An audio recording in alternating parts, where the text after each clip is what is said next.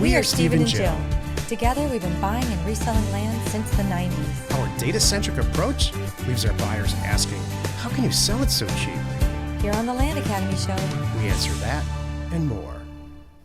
I'm Steve and Jack Butala. and I'm Jill DeWit, and this is the Land Academy Show. This is episode number 2029, and today's topic, well, we're going to talk about why it's better to use a partner to fund land or house flip deals versus taking on debt. Excellent. Boy, two different, really wildly different things, but they're often very confused. So, in fact, we're going to take this entire week and talk about this topic, how to fund your acquisition deals. Your job in life is to find great real estate deals, not to worry about how they're going to get structured financially or any of that. That's why you're in a group like Land Academy. Last time I checked, if you have a great deal, the money will be there. Yep.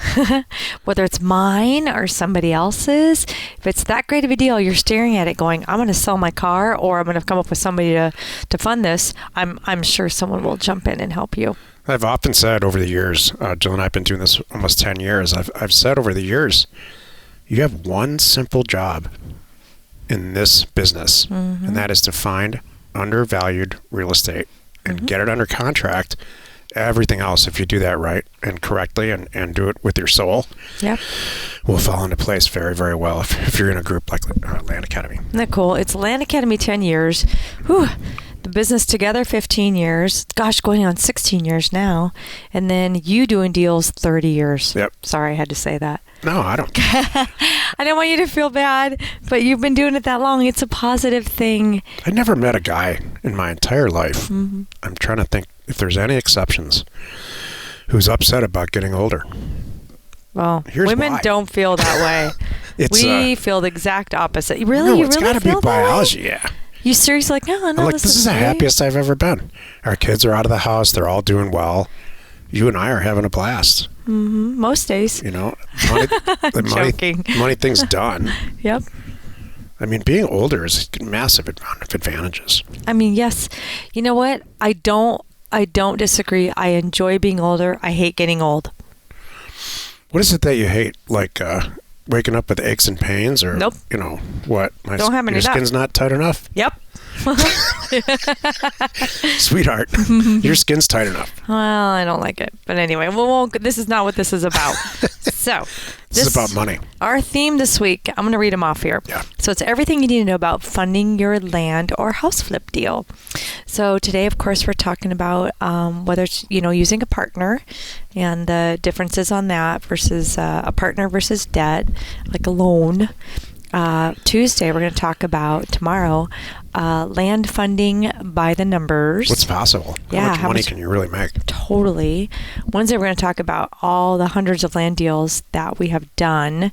And we're going to talk about how it really works in real life, kind of a step-by-step process, so you know. Thursday, we're going to talk about the difference between land and house flip deals, because there are variances when you get into it. So, and then Friday, we're going to just do some highlights about some of the partners and maybe the partnerships we've done and some great stories. And the highlights of what we talked about the entire week. Cool. Each day on the show, we answer a question from a Land Academy member on our Discord forum and take a deep dive into land-related topics by your request. Let's take a look at a question today. Okay, Mike wrote, "Hi guys, hope you are all well. I started Land Academy mid-year last year, but at the end of the year had to put the business aside due to the demand of my other business. I have since sold my previous business and will be focusing fully on land. I am refamiliarizing myself again with the processes, and I know since last year a few things are different. So forgive me if I ask a silly or redundant question, but this is a way to get them answered. So in the modules, Jack is at 25% as an average to send out offers. Are we still at 25%? Is there a different, better method to scrub other than Web Harvey?" So 25. What he means is 20. We price our offer campaigns by default at 20% now. We brought it down a little bit to adjust for, among other things, the economy. And he's asking, is it still the average, and is that still the number?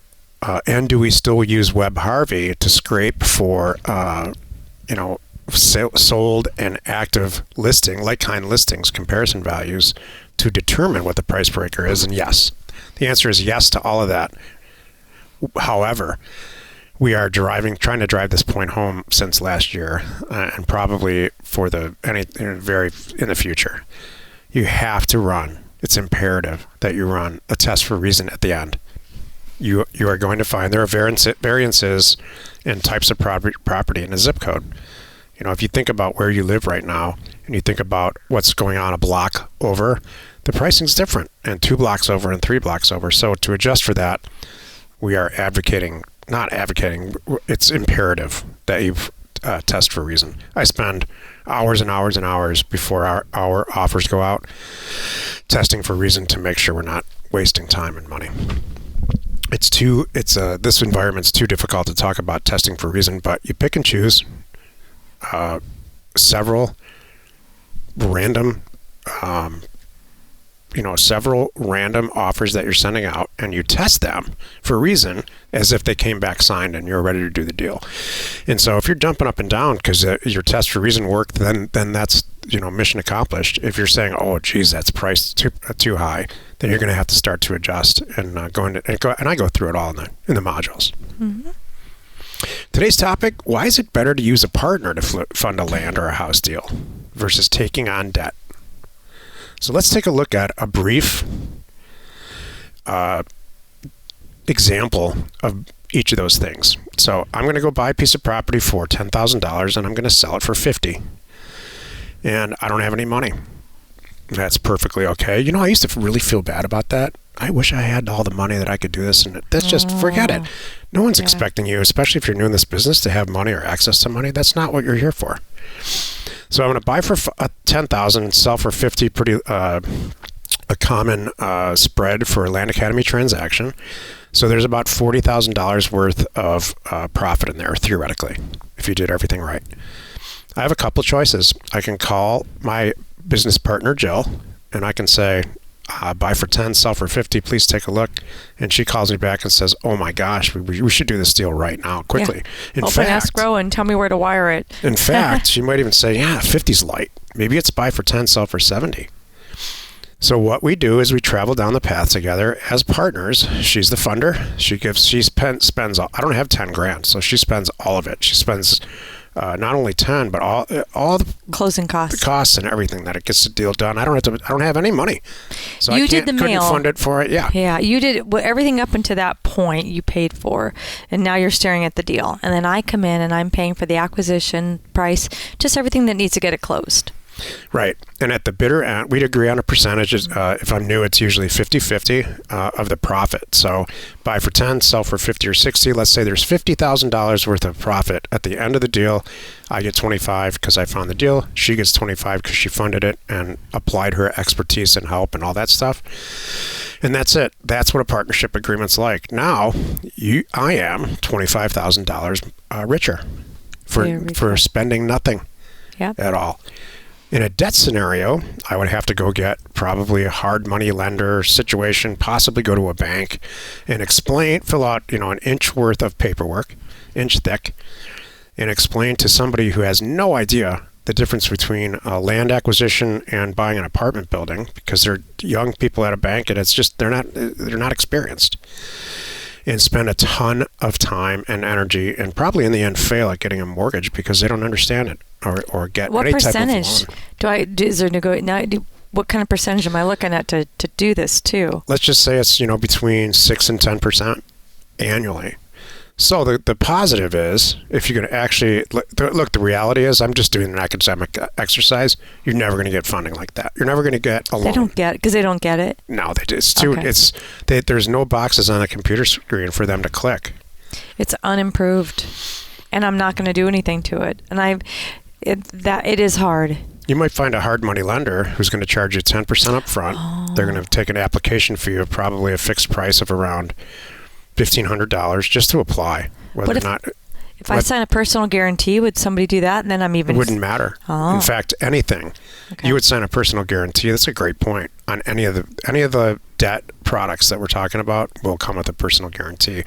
Meaning if you default on a loan, you are still on the hook, your credit score and all that. With the funder, none of that happens. If Jill and I do a deal and it goes sideways, she paid for it.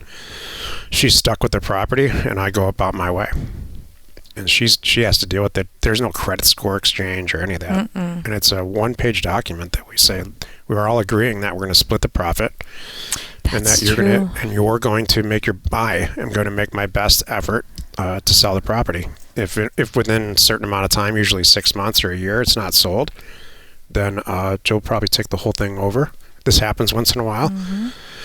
It's a no-lose situation for you to do partnerships when you buy and sell land. Well, there's a couple things that are an immediate win. That's one of them, right? Is that, and then you have an expertise. Like when people come to me with deals, I know part of it is they're like, because I've been doing them so long, they love having an extra pair of eyes on it, making sure we're making a good decision. Because if now I'm putting my money down, I'm making sure it's a good decision. And you're like, oh, good, I picked a good one. Or if it's not a good decision, I tell you, there's plenty that I reject. And I tell why. Here's what's going on. Did you see this? Call on this. What about this? And this is or it's too much. All those things. I let you know. I give you feedback, solid feedback of if I don't do the deal and its current condition, why. But what you touched on, I forgot about, which is speed, the upfront speed. When you have somebody who's ready to sign off right now on a $10,000 sale, that is worth more. They're just happy to get their 10 grand and be done with it. You don't want to give anybody any chance to change their mind. You want to open escrow and lock it in and go. So when people can call me, and in minutes, I can look at it on the phone and go, yeah, let's do it. And they can call the person right back, and say we're opening escrow. Financial academics will criticize this all day. Financial academics are my word for they haven't really done anything. They just have a finance degree and they don't know about the theories. And so one of the theories in finance, not to bore you, is that, what's your cost of capital? Everybody's really hung up on that, especially right out of college.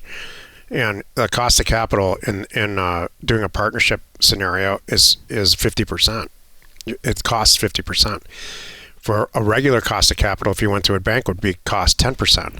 And so academics will say, oh my God, why would you ever choose 50% over 10%? And it's because we live in the real world.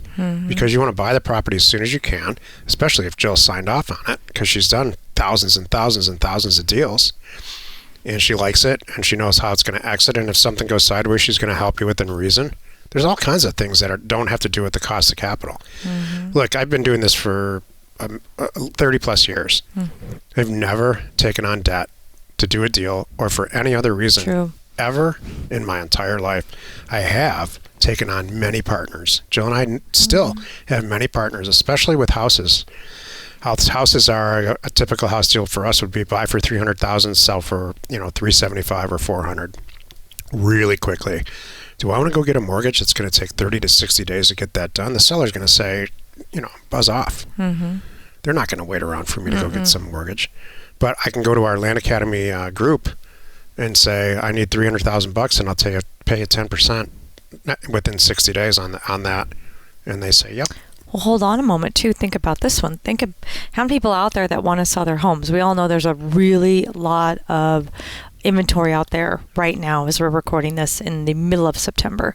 And it's kind of a buyer's market. And when you come to the table all cash, because you have a partner that's all cash, and you could get this deal closed that fast for these people that want to sell their homes right now, be like, done, let's go. I'm getting more deals because of that too. Trying to raise capital. Oh gosh, yeah. Is the easiest part of this entire business. So, and I thought it was the hardest many, many decades ago. And it's not. I didn't have anybody saying it 1,000 times in my ear. All you got to do is find a great deal. So it's very clear.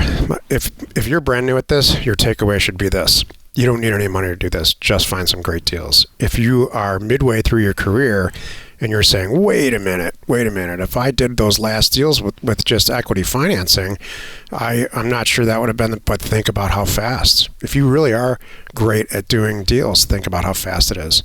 And if you've been in this for a long time, you already know that having funding partners and all types of operational partners is why you survive. Partnerships are the reason that Jill and I are still here. Thank you. And will continue. I thought it was love. Shows how much I know. You know, love does not enter my financial, my acquisition decisions. Does it for you? Love keep you warm at night? Where does that come from? I don't know. Is that a real thing? I don't know. I just made that up. Please don't let love or emotion enter your decision-making process while purchasing real estate. Yeah. Exactly. That'll be Saturday's show, which will never air.